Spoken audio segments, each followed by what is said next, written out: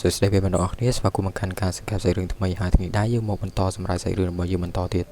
ផ្ដើមសាច់រឿងនៅមុខមហោស្រពមួយកន្លែងយើងឃើញក្មេងៗកំពុងតែនិយាយគ្នាហើយមានក្មេងស្រីម្នាក់បានណែនាំខ្លួននាងមានឈ្មោះថា Midori Ichihashi នាងបានបន្តទៅជែកលេងជាមួយនឹងក្មេងៗដទៃទៀតហើយមានតែមិត្តភ័ក្តិរបស់នាងតែម្នាក់គត់ដែលខុសពីគេហើយមិត្តភ័ក្តិរបស់នាងនោះគឺ Natsuko Hirose នៅពេលមកដល់ក្នុងរោងកុននាងបាននិយាយអំពីសមាគមកុមារដែលបង្កើតព្រឹត្តិការណ៍មួយដើម្បីនាំក្មេងៗមកទស្សនានៅក្នុងរោងកុននេះនៅពេលនោះនាងបានមើលទៅកាន់ Natsuko ហើយក៏សម្គាល់ថា Natsuko ចាប់ផ្ដើមប្លែកនៅពេលដែលបានមើលរឿងកុននេះនៅពេលមកដល់សាលាវិញនាងបានគូររូបទាហានទាំង9នៅក្នុងសាច់រឿងហើយអួតទៅកាន់មិត្តភ័ក្តិរបស់នាង Natsuko បានព្យាយាមអួតសរសើរអំពីក្រុមទាហានទាំង9ដែលការពារពិភពលោកប៉ុន្តែពេលដែលនាងនឹកឃើញអំពីលូកាភ្លៀងនាងចាប់ផ្ដើមស្រែកដែលធ្វើឲ្យមិត្តភ័ក្តិរបស់នាងនៅខាងមុខនាងនិងអ្នកផ្សេងទៀតភ្ញាក់ផ្អើលអំពីការស្រែករបស់នាងមិត្តភ័ក្តិរបស់នាងម្នាក់បានសួរទៅកាន់នាងថាតើនាងពិតជាចូលចិត្តរឿងនេះខ្លាំងមែនដែរឬទេនាងឆ្លើយថានាងពិតជាចូលចិត្តរឿងនេះទោះនាងមិនសូវជាយល់សាច់រឿងប៉ុន្មានក៏ដោយនៅពេលដែលMidoriអានសៀវភៅភ្លាមៗឮ Natsuko និយាយអំពីដាវរបស់លូកាក្មេងៗដទៃទៀតបានសរសើរ Natsuko អំពីគំនូររបស់នាងដែលគូរដូចនឹងរូបគំនូរពិតភ្លាមៗ Natsuko ចាប់ផ្ដើមបិទភ្នែកហើយគូរគំនូរនៅពេលនោះមិត្តភ័ក្តិរបស់នាងបានសួរនាងថាតើនាងកំពុងតែធ្វើអ្វីហើយនាងបានតបទៅកាន់ពួកគេវិញថានាងកំពុងតែរៀនគូរគំនូរដោយមិនបើកភ្នែកពួកគេទាំងអស់គ្នាឆ្ងល់ហើយ Natsuko បានបញ្យល់ពួកគេទាំងអស់គ្នាថាអ្នកបង្កើតរឿងព្រេងទាននៃការវិនិច្ឆ័យនោះមានឈ្មោះថា Kametaru Soruyama បាននិយាយថានាងបានចូលគេងយឺតរាល់យប់នៅពេលដែលធ្វើរឿងនេះឡើងប៉ុន្តែ Natsuko វិញនាងចង់គេងមិនដើរនិងគូររូបមិនដើរមិត្តភ័ក្តិរបស់នាងផ្សេងទៀតគិតថានាងចម្លែកហើយក៏ដើរចេញទៅហើយមុនពួកគេចេញទៅផុតពួកគេបានរំលឹកអំពីការប្រឡងនៅថ្ងៃស្អែកផងដែរមុនពេលMidoriចេញទៅនាងបានឈរគិតម្នាក់ឯងថាមិនថាអ្នកគ្រប់គ្នាគិតយ៉ាងណាចំពោះ Natsuko នៅពេលដែល Natsuko ចូលចិត្តមើលរឿងព្រេងនិទាននៃការវិនិច្ឆ័យយ៉ាងណាក៏ដោយសម្រាប់ Natsuko នាងនឹងធ្វើអ្វីគ្រប់យ៉ាងដែលនាងចូលចិត្តធ្វើប៉ុន្មានថ្ងៃក្រោយមក Midori និងគ្រួសារបានផ្លាស់ប្ដូរទីលំនៅហើយមុននឹងចេញទៅ Midori បានលាមិត្តភ័ក្តិរបស់នាងនៅពេលនោះ Natsuko បានយកគំនូរមួយដែលនាងគូ Midori និង Luka យកមកឲ្យ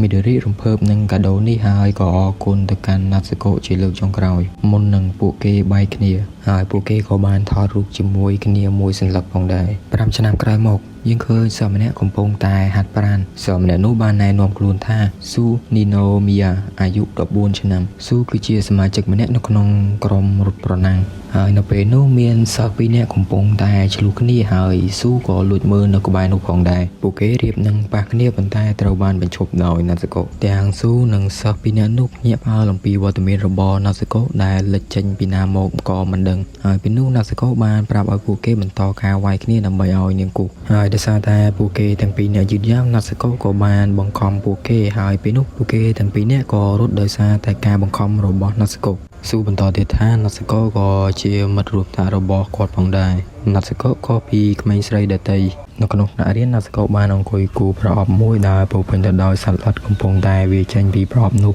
នៅពេលដែលសិស្សផ្សេងទៀតភ័យខ្លាចនិងភ្ញាក់ផ្អើលអំពីរឿងនេះបន្ទាប់ពីធ្វើរឿងបែបនេះឡើងមក Natsuko ក៏ត្រូវបានគ្រូបន្ទោសស៊ូបន្តទៀតថា Natsuko ចាប់ផ្ដើមមកសាលាលឿនជាងសិស្សផ្សេងទៀតនៅពេលដែល Natsuko កំពុងតែអង្គុយគូររូបមានអ្នកគ្រូម្នាក់បានមកសួរ Natsuko ថាតើ Natsuko កំពុងតែគូររូបអ្វី Natsuko ឆ្លើយថានាងកំពុងតែគូរអ្វីគ្រប់យ៉ាងដែលកំពុងតែផ្លាស់ទីនៅក្នុងទីធ្លាសាលារៀននេះអ្នកគ្រូឆ្ងល់ហើយ Natsuko បានបន្តបញ្យល់អ្នកគ្រូទៀតថានេះគឺជារបៀបដែល Director Kametaru បានអនុវត្តជារៀងរាល់ថ្ងៃនៅពេលដែលគាត់នៅក្មេងហើយអ្នកគ្រូក៏យល់រឿងនេះស៊ូបានអាងថាគ្មាននរណាម្នាក់ដឹងអំពីសកម្មភាពដែលគាត់កំពុងតែតាមដាន Natsuko នោះទេនៅពេលមកដល់ក្នុងថ្នាក់រៀនមិត្តភ័ក្តិរបស់ស៊ូម្នាក់បានប្រាប់ស៊ូថា Natsuko បានអង្គុយមើលស៊ូពេញ1ម៉ោងនេះហើយបានបន្តទៀតថាប្រហែលជា Natsuko ស្រឡាញ់ស៊ូហើយស៊ូមិនជឿនឹងរឿងនេះទេប៉ុន្តែពេលដែលស៊ូងាកទៅវិញស្រាប់តែឃើញ Natsuko កំពុងតែអង្គុយមើលគាត់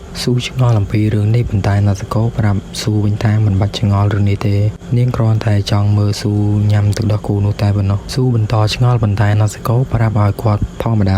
ទៅប្រស៊ូបានធ្វើតាមសំណើរបស់ Natsuko ហើយនៅពេលដែលស៊ូចាប់ផ្ដើមផឹកទឹកដោះគោនោះ Natsuko បានគូរាល់សកម្មភាពដែលគាត់បានផឹកទឹក ដោះគូនោះណាសកោចាប់ផ្ដើមទៀងទាត់នឹងខិតទៅចិត្តដល់ស៊ូហើយនៅពេលនោះស៊ូចាប់ផ្ដើមភ័យហើយចាប់ផ្ដើមបើយកអត់មានទុកឲ្យអ្នកសម្រាយរឿងនេះផឹកផងទេហើយអារម្មណ៍របស់ស៊ូមួយនេះក៏បានបន្សល់ទុកដល់ម៉ោងដែលគាត់កំពុងតែត្រេនផងដែរប៉ុន្តែមើលទៅកាន់ណាសកោវិញធម្មតា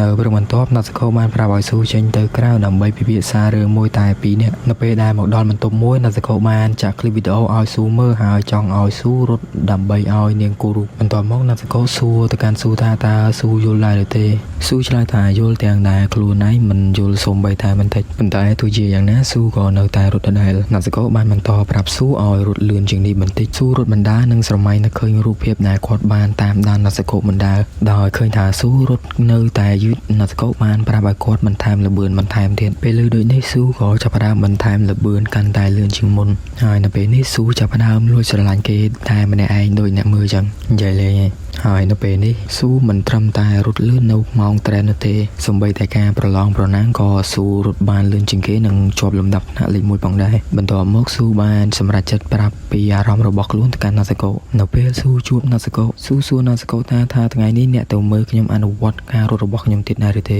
ហើយស៊ូក៏បន្តទៀតថាមានរឿងអ្វីមួយដែលគាត់ចង់ប្រាប់ទៅកាន់ណាសកោប៉ុន្តែណាសកោបានបដិសេធហើយប្រាប់ទៅកាន់ស៊ូវិញថានាងមិនទៅណាទៀតទេហើយណាសកោក៏ដើរចេញទៅពេលនោះស៊ូក៏ព្យាយាមប្រាប់អំពីកំណត់ត្រាថ្មីដែលគាត់រត់ប្រណាំងលឿនជាងគេពេលលើដូចនេះណាសកោបានអបអរស៊ូប៉ុន្តែស៊ូដឹងថាណាសកោបានហៅឈ្មោះគាត់ខុសដោយឈ្មោះរបស់គាត់គឺ Ninomiya មិនមែន Nishimura ទេស៊ូបន្តទៀតថាតាមពិតទៅណាសកោចង់បានតែសកម្មភាពនៃការរត់តែប៉ុណ្ណោះហើយស៊ូដឹងទៀតថាស្នេហាដំបូងរបស់គាត់បានរលាយអស់ក្នុងមួយប្រវិចភ្នែករលាយដូចផ្សែងដែលណាសកោកំពុងតែដុតក្តាស់នោះអញ្ចឹងប៉ុន្មានឆ្នាំកន្លងផុតទៅយើងឃើញបរិមម្នាក់កំពុងតែដើរគាត់មានឈ្មោះថាអ៊ុយសាប៊ូរ៉ូគាត់មានអាយុ20ឆ្នាំហើយគាត់ក៏ជាអ្នកដឹកនាំរឿងមួយរូបផងដែរគាត់នៅក្នុងក្លឹបស្រាវជ្រាវគំនូរជីវចលគាត់និងសមាជិកក្រុមរបស់គាត់បានទទួលភារកិច្ចបង្កើតវីដេអូនិងចម្រៀងនិងត្រូវចាំបញ្ចាំងនៅរោងមហោស្រពរបស់សាលារៀនពួកគាត់ទាំងអស់គ្នាបានសរសេរក្តីសម័យរបស់ពួកគាត់ពេញនៅលើក្តារខៀន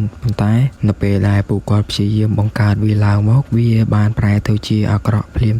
នៅពេលនោះណាសកោបានមកដល់ពួកគេទាំង4នាក់បានប្រជុំគ្នាហើយអ៊ុយគិតថាណាសកោគ្រាន់តែជាសិស្សវិទ្យាល័យម្នាក់តែប៉ុណ្ណោះក្មេងស្រីម្នាក់ទៀតបាននិយាយថាពួកយើងទាំងអស់គ្នាមិនអាចធ្វើរឿងនោះទាន់ពេលវេលាសម្រាប់ពិធីបុណ្យសាលារៀនទេបរិះដែលនៅចុងគេបាននិយាយថាឥឡូវនេះពួកយើងអាចទទួលបានជំនួយម្នាក់ទៀតអ៊ុយពិចារណារឿងនេះហើយបរិះដែលនៅកណ្ដាលគេបានសួរទៅកាន់ណាសកោថាតើអ្នកអាចយកគំរូការងាររបស់អ្នកឲ្យពួកយើងពិនិត្យមើលសិនបានដែរឬទេណាសកោយល់ព្រមហើយក៏ដកគំរូការងាររបស់នាងចេញមកនៅពេលដែលណាសកោកំពុងតែដកយកគំរូការងាររបស់នាងអ៊ុយបានចាប់អារម្មណ៍ឃើញបន្តោងរូបតុក្កតាលូកាហើយបានគិតថាណាសកោក៏ចូលចិត្តរឿងព្រេងនិទាននៃការវិនិច្ឆ័យដែរអ៊ុយបន្តទៀតថាសាធារណជនមិនចូលចិត្តរឿងនេះប៉ុន្តែវាជាខ្សែភាពយន្តដែលគាត់ចូលចិត្តជាងគេហើយគាត់ក៏សរសើរណាសកោដែលមានខ្សែភ្នែកល្អផងដែរនៅពេលនោះអ៊ុយបានភ្ញាក់ផ្អើលអំពីគំរូការងាររបស់ណាសកោហើយនារីដែលជាសមាជិកក្រុមរបស់អ៊ុយបានសួរទៅកាន់ណាសកោថាតើនេះពិតជាស្នាដៃរបស់អ្នកមែនដែរឬទេ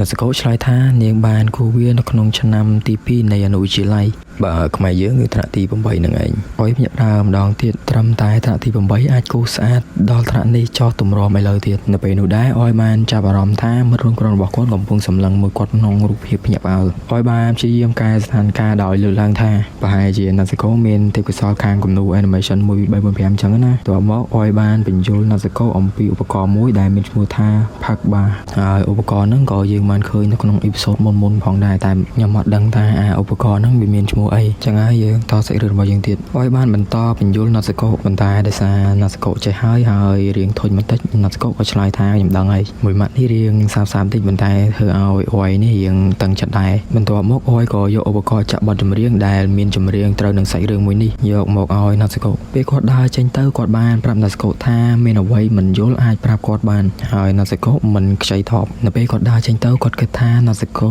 មិនស្គាល់អ្វីហៅថាផុកបាហើយរៀង មើងងាយទឹកដៃគេតិចតួចផងដែរនៅពេលល្ងាចមកដល់អយបានភ្ញាក់ផ្អើលអំពីកិច្ចការងាររបស់ណាត់សកោ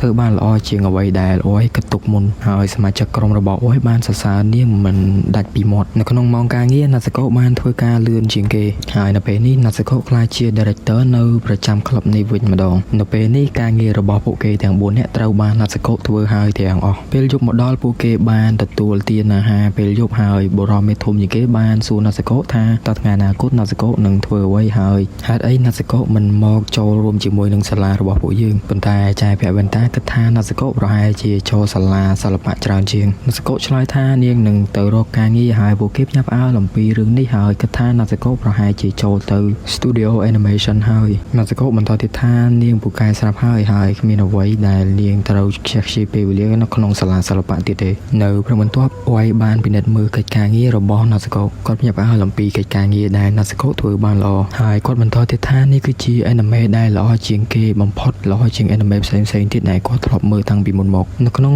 ក្លឹបផ្សេងទៀតយើងឮសំឡេងហូរកញ្ជ្រៀវយ៉ាងខ្លាំងហើយសំឡេងនេះដែរគឺចេញមកពីអ្នកគាំទ្ររឿងរបស់ក្រុមអួយយំហើយបានធ្លាក់ចូលនៅក្នុងអារម្មណ៍មួយមិនដឹងថាត្រូវសប្បាយចិត្តឬក៏ពិបាកចិត្តហើយគាត់បានបដិញ្ញាថានឹងយកណាត់សកោធ្វើជាគូប្រជែងរបស់គាត់ជារៀងរហូតនៅពេលបន្ទាប់អួយបានយក dish anime មួយដែលផលិតដោយ Studio Kogon ហើយពេលនោះគាត់ដឹងថាណាត់សកោក៏នៅក្នុង studio នោះដែរបន្ទាប់មកគាត់ចាប់ផ្ដើមភ្ញាក់ផ្អើលអំពីសាច់រឿងទាំងអស់នេះគឺណាត់សកោជាអ្នកបង្កើតឡើងទាំងអស់អាចនិយាយបានថាណាត់សកោជាអ្នកដឹកនាំរឿងនេះហើយជាអ្នកបង្កើតរឿងនេះអ្វីគ្រប់យ៉ាងគឺណាត់សកោជាអ្នកធ្វើទាំងអស់មុនពេលដែលគាត់ដឹងថាណាត់សកោបានឡើងទៅបង្ហាញខ្លួនដំបូងនៅ TV series ណាត់សកោបានបង្កើត anime មួយដែលធ្វើឲ្យសាធារណជនគាំទ្រយ៉ាងខ្លាំងហើយមនុស្សគ្រប់គ្នាចាប់ផ្ដើមហៅណាត់សកោថាជាផ្កាយទើបតែនឹងរះអួយបានបន្តផ្ដាំទៅណាត់សកោទៀតថាឲ្យរីករាយជាមួយនឹងភាពជោគជ័យរបស់អ្នកសិនចុះនៅពេលដែលខ្ញុំចេញបង្កើតអាជីវកម្មរបស់ខ្ញុំនឹងដើរលឿនជាងអ្នកក្នុងល្បឿនពលឺប៉ុន្តែបងឯងរៀបចប់សិនណាបងប៉ុន្មានឆ្នាំក្រោយមកនៅអាគារមួយកន្លែងហើយទីនោះគឺជា Studio Kogon ប្រធាន Studio ឈ្មោះ Naomi Fukushima គាត់បានសរសើរខ្លួនឯងដែលបានរកឃើញមនុស្សដែលមានទេពកោសល្យម្នាក់ហើយម្នាក់នោះគឺជាណាត់សកោគាត់បន្តទៀតថាអារម្មណ៍ដែលបានជួបណាត់សកោដូចជាអារម្មណ៍ដែលគាត់បានជួបប្រធានក្រុមហ៊ុន Suruyama អញ្ចឹងនៅក្នុងការិយាល័យរបស់អ្នកស្រី Naomi ណាត់សកោញាប់ផ្អើលនៅពេលដែលដឹងថាអ្នកស្រី Naomi បានប្រគល់ការងារជាអ្នកដឹកនាំខ្សែភាពយន្ត Original Animated មកកាន់នាងអ្នកស្រី Naomi បានឲ្យក្រដាសមួយទៅកាន់ណាត់សកោហើយក្រដាសនោះគឺជាចំណងជើងរឿងហើយចំណងជើងរឿងនោះមានឈ្មោះថា First Love គាត់បន្តទៀតថាវាគឺជារឿងកំប្លែងបែបរ៉ូម៉ាន់ទិកអ្នកគ្រាន់តែគ្រោងសាច់រឿងសាមញ្ញៗនៅក្នុងរឿងនោះប៉ុន្តែអ្នកអាចពង្រីកសាច់រឿងតាមពើចិត្តរបស់អ្នកបានឬនៅពេលលើដូចនេះណាត់សកោមិនសូវជាពេញចិត្តនឹងចំណងជើងនេះប៉ុន្មានទេអ្នកស្រី Naomi បានប្រាប់ទៅកាន់ណាត់សកោវិញថាបើសិនជាអ្នកមិនចង់ធ្វើរឿងនេះទេខ្ញុំអាចរក director ផ្សេងទៀតមកធ្វើរឿងនេះក៏បានដែរប៉ុន្តែណាត់សកោបានប្រាប់អ្នកស្រីវិញថាខ្ញុំនឹងធ្វើរឿងនេះដែលធ្វើឲ្យអ្នកស្រី Naomi សប្បាយចិត្តយ៉ាងខ្លាំងកម្មកម្មតុកធ្វើការរបស់ណាត់សកោដោយពោពេញដោយសៀវភៅសិក្សាស្ដីពីស្នេហាអ្នកស្រី Naomi បានមកជួបណាត់សកោហើយសួរអំពីលទ្ធផលនៃការស្រាវជ្រាវរបស់នាងណាត់សកោឆ្លើយតបទៅកាន់អ្នកស្រី Naomi ទាំងមិនយល់ត្រង់ចំណុចសៀវភៅ manga ដែលនាងបានមើលហើយអ្វីដែលណាត់សកោមិនយល់នោះគឺអក្សរមានសម្លេងយ៉ាងម៉េចណាត់សកោចាប់ផ្ដើមស្រេះនៅពេលដែលស្វែងរកសម្លេងនោះអ្នកស្រី Naomi បានបន្តគិតរឿងនេះនិងដាក់ក្តីសង្ឃឹមលើណាត់សកោទាំងស្រុងកម្មការការិយាល័យរបស់អ្នកស្រី Naomi បុគ្គលិក3នាក់បានមកសួរអ្នកស្រី Naomi អំពីការផ្លាស់ប្ដូររបស់ណាត់សកោអ្នកស្រីបានសួរអំពីបញ្ហាហើយបុរសដែលនៅកណ្ដាលគេបានប្រាប់គាត់ថាអ្នកជិតខាងរបស់គាត់បានរាយការណ៍ប្រាប់ប៉ូលីសអំពីស្ត្រីចម្លែកម្នាក់ហើយស្ត្រីចម្លែកម្នាក់នោះគឺជាណាត់សកោនឹងឯងបរិមអ្នកទៀតបានប្រាប់អ្នកស្រីថាជារៀងរាល់ថ្ងៃនាងតែងតែរត់មករកខ្ញុំហើយសួរខ្ញុំថាតើពាក្យមានសម្លេងយ៉ាងម៉េចចាយបានតាមម្នាក់ទៀតក៏មិនខុសគ្នាដែរណាត់សកោបានមកសួរនាងអំពីស្នេហាដំបូងរបស់នាងនិងពាក្យហើយបង្ខំឲ្យនាងឆ្លើយនឹងសំណួររបស់ណាត់សកោបរិកណ្ដាលគេបានស្នើឲ្យអ្នកស្រីជួយដោះស្រាយរឿងនេះអ្នកស្រីបានប្រាប់ពួកគេវិញថាគ្រាន់តែប្រឈមមុខនឹងរឿងនេះទៅពីព្រោះថានៅពេលនេះណាត់សកោកំពុងតែប្រឹងប្រែងបង្កើតរឿងមួយបន្ទាប់មកអ្នកស្រី Naomi បានយកអាហារមកឲ្យណាត់សកោហើយបន្តទៀតថាមានរឿងនិងបញ្ហាមួយចំនួនដែលអ្នកមិនទាន់ដឹងនឹងរកឃើញហើយខ្ញុំប្រកាសថាអ្នកអាចនឹងរកឃើញវានិងដោះស្រាយវាបានឆាប់ៗនេះនៅពេលដែលណាត់សកោកំពុងតែអង្គុយធ្វើការបុគ្គលិកស្រីម្នាក់បានយកបញ្ជី director មួយចំនួនមកឲ្យណាត់សកោពិនិត្យមើលណាត់សកោមិនខ្វល់ពីបញ្ជីនោះទេហើយប្រាប់បុគ្គលិកនោះវិញថានាងនឹងធ្វើរឿងនេះដោយខ្លួនឯងពេលលើដូចនេះបុគ្គលិកស្រីម្នាក់នោះបានតបទៅវិញថាថ្មីនេះអ្នកបានទទួលការងារច្រើនណាស់មកហើយ ដូច្នេះអ្នកស្រីនាយកបានប្រាប់ថាឲ្យរកអ្នកផ្សេងមកធ្វើរឿងនេះជំនួសប៉ុន្តែណាហ្សាកូនៅតែទទូចធ្វើរឿងនោះដែលធ្វើឲ្យបរិមម្នាក់មិនសូវជាពេញចិត្តនឹងរឿងនេះបន្ទាប់មកបរិមម្នាក់នោះបានស្រែកប្រាប់ទៅកាន់ណាហ្សាកូថាកុំធ្វើដូចជាអ្នកកំពុងតែធ្វើរឿងនេះតែម្នាក់ឯងណាហ្សាកូចាប់ផ្ដើមអស់សង្ឃឹមនឹងរឿងនេះនៅពេលដែលអ្នកស្រីនាយកកំពុងតែនិយាយជាមួយនឹងបុគ្គលិករបស់គាត់ភ្លាមៗអ្នកស្រីនាយកបានឮសំឡេងមួយហើយទៅពេលដែលគាត់ងាកមើលស្រាប់តែឃើញណាហ្សាកូកំពុងតែដួលលើសារឆ្លាក់អាហារបាត់ទៅហើយអ្នកស្រីនាយកបានរត់មកទាំងការព្រួយបារម្ភហើយបានប្រាប់ទៅកាន់ណាហ្សាកូថាកុំទាន់អាលទៅណារឿងរបស់អ្នកមិនទាន់ចាប់ផ្ដើមធ្វើនៅឡើយទេបន្ទាប់មកណាហ្សាកូក៏ភ្ញាក់ពីគេងចំពេលដែលមណ្ឌលកុមារកំព្រាកំពុងតែជប់លៀងបន្តិចបន្តួចណាហ្សាកូបានដកដង្ហើមធំហើយនិយាយថាវាគ្រាន់តែជាសុបិនអាក្រក់មួយតែប៉ុណ្ណោះណាហ្សាកូក៏បានរីករាយជាមួយនឹងអាហារឆ្ងាញ់របស់នាងពេលនោះកូនច្បាយក្រុងបានសរសើរណាហ្សាកូថាស្អាតនៅពេលដែលនាងចង់សក់ហើយយូណូនឹងប្រាប់ណាហ្សាកូថាឲ្យសងស្នែងមកកាន់ខ្លួនវិញប៉ុន្តែណាហ្សាកូតបវិញថាកុំភ័យប្រូស្នែងនឹងគង់ដុះមកវិញឯងហើយពួកគេបានបង្កើតភាពរីករាយជាមួយនឹងគ្នាណាហ្សាកូសើចហើយមិននឹកស្មានថាពិភពលោកនៃការវិនិច្ឆ័យមួយនេះវាសប្បាយដល់ថ្នាក់នឹងសោះ